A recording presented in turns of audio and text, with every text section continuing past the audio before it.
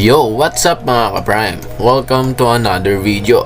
Mga ka-Prime, confirm na confirm, hindi ito chismis. Hindi ito haka-haka. May Philippine passport na ang 6'10" center na si Kamaka Hepa. At alam nyo kung anong ibig sabihin yan. Eligible siya maglaro sa Gilas Pilipinas kung matagal nyong pang hinihintay ang isang mobile, modern big man para sa future ng Gilas. Posibleng ito ng sagot papunta sa 2026. Kung gusto mo sa mga ganito content, mag-like, share at subscribe at huwag na din kalimutan i-hit yung notification bell below para hindi ka mahuhuli sa mga balita na katulad nito. Simulan na natin. Sa loob ng maraming taon, iisa ang paulit-ulit na problema ng Gilas Pilipinas. Kulang ang depth sa center position. Kapag nakaupo si Kai, humihina ang rim protection. Kapag si John Mar Pajardo naman ang nasa loob, minsan nahihirapan na tayong sumasabay sa international speed at pick and roll game. Pero ngayon, may bagong option na tayo mga ka-Prime. Si Kamaka Hepa, isang 6'10" athletic big at may valid Filipino passport. Kaya pasok siya sa FIBA eligibility rules para sa Pilipinas. Ibig sabihin,